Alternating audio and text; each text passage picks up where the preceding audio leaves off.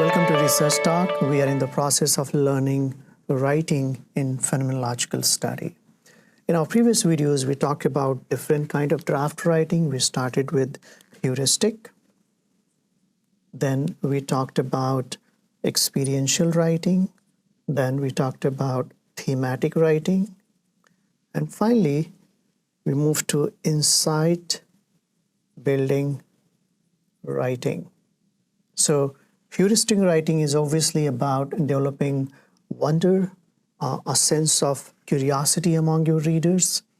Experiential writing is writing about the anecdotes that you have collected from your participants, so more sort of anecdotal related writing. And then thematic writing is where you do your whole analysis, find some themes, and then you write about those themes. While you are doing the thematic writing, you are also inserting there some experiential writing, those anecdotal stories to support your themes that you have developed. And then the next writing is moving to insight building, where you add existing literature to your themes. Now, today we are going to talk about another writing, which is vocative writing.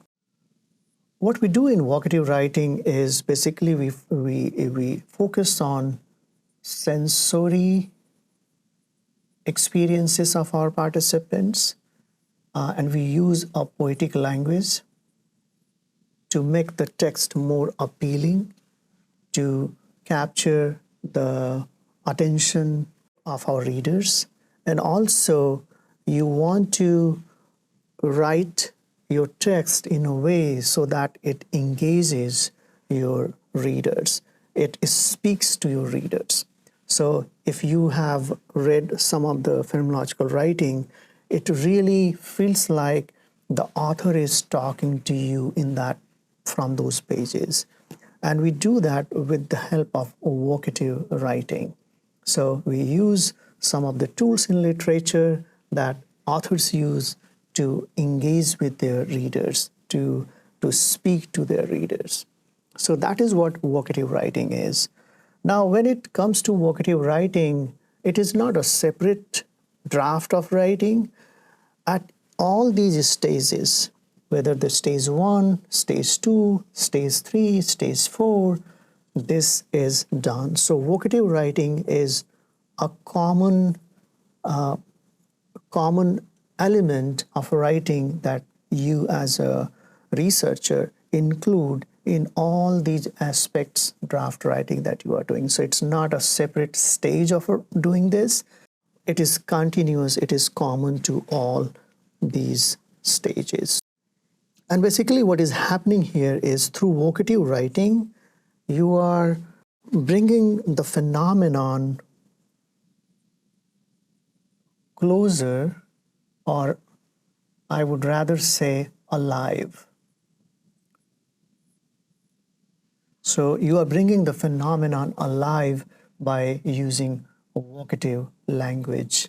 You are using sensory based writing, where you are appealing to the sensory experience in the phenomenon. So you try to use this language, this style of writing, to bring the phenomenon more alive so that the reader is more engaged. The reader feels that the text is talking to them. So let's understand this vocative writing through an example. Let's say I am doing a study where I'm trying to understand the lived experiences of student teachers who are going to a full-time teaching job. So let's look at this example, and I'll show you one draft of writing. How does vocative writing looks like? So this is a draft. The first day as a full-time teacher, the classroom felt both familiar and foreign. The desks were lined up just as they had been in student teaching, but now each desk seemed to carry a weight, expectations, judgments, and the silent gaze of students sizing me up. My hands trembled slightly as I held the attendance sheet, their names like unspoken questions hanging in the air. I could hear the low murmur of the hallway outside, a word moving forward as I stood still, frozen by the enormity of the moment. The chalkboard loomed behind me, not as a tool, but as a blank slate daring me to leave my work. Now, in this example, the writing evokes the internal and external landscape of the new teacher's experience, drawing the reader into the sensory and emotional depths of this pivotal moment. The choice of words, if you notice, like wait, frozen, enormity, conveys the emotional burden and tension felt by the teachers. So evocative writing is a common element across all the draft writing that we do as a researcher, and we use it to bring the phenomenon more alive, make the text talk to the readers.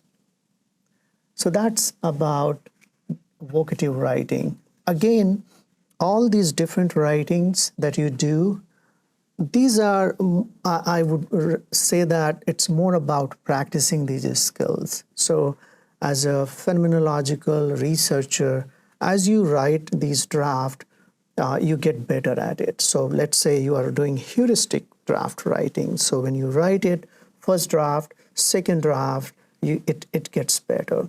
When you write your experiential draft, first draft, second draft, you revise it, it gets better. And similarly with thematic and insight building writing.